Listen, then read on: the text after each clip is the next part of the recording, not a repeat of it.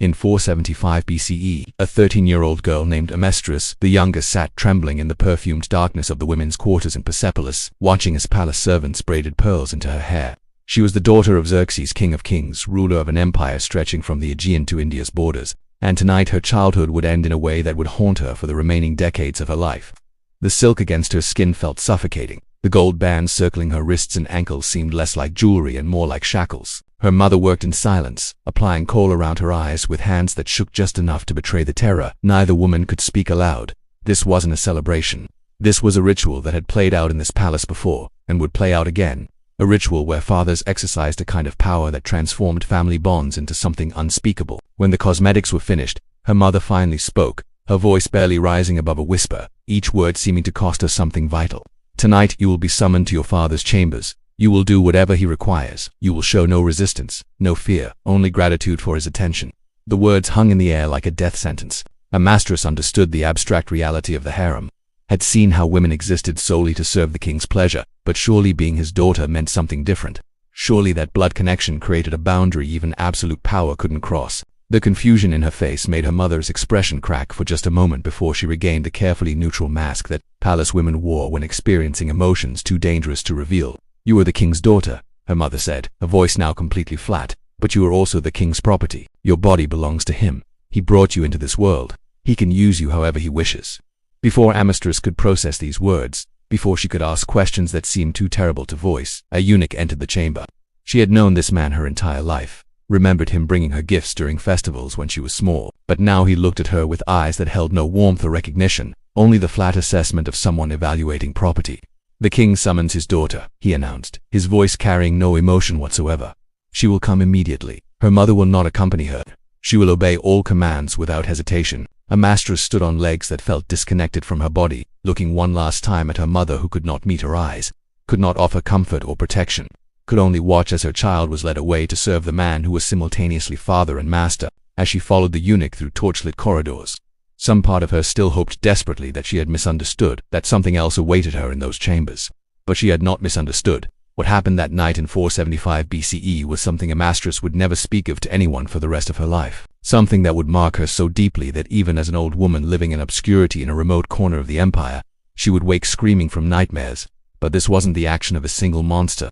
This was a system, a culture that had granted kings godlike authority over everyone, including their own families, and had normalized practices that should have been unthinkable. If you want to understand how absolute power corrupts absolutely, how societies can normalize the unspeakable when it serves elite interests, then subscribe to this channel right now.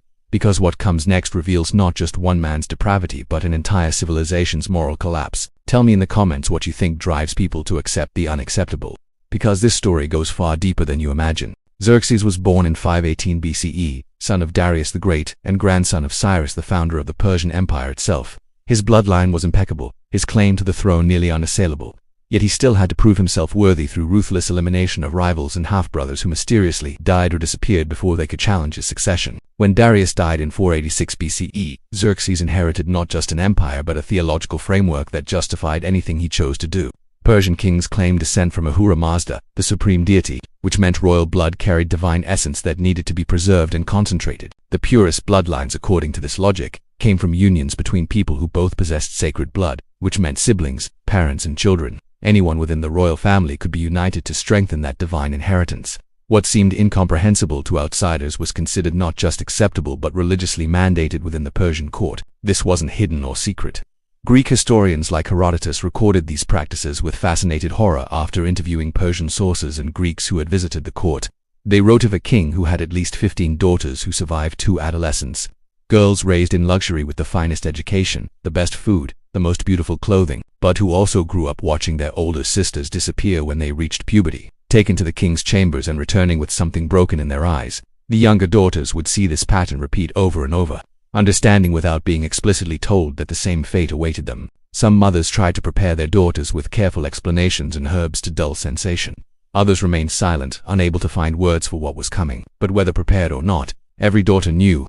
The ritual was always the same: elaborate bathing until skin glowed, every trace of body hair removed, perfumed oils applied liberally, hair arranged in styles the king preferred, cosmetics to make them appear older than their actual years. clothing that revealed more than it concealed. Then the eunuch would come, and a 13 or 14-year-old girl would be led through palace corridors, knowing her childhood was ending. That what happened next would define her relationship with her father forever. Some daughters were summoned repeatedly over years, becoming regular features in the king's rotation of available women. Others were summoned only once or twice before he lost interest.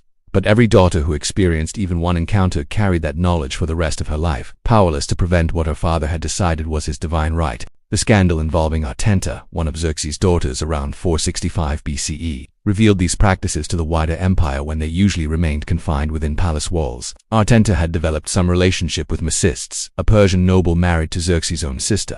When Xerxes discovered this, he didn't punish his daughter directly. That would have acknowledged she had agency to choose. Instead, he had Xerxes' wife, his own sister, mutilated in ways ancient sources describe with horror.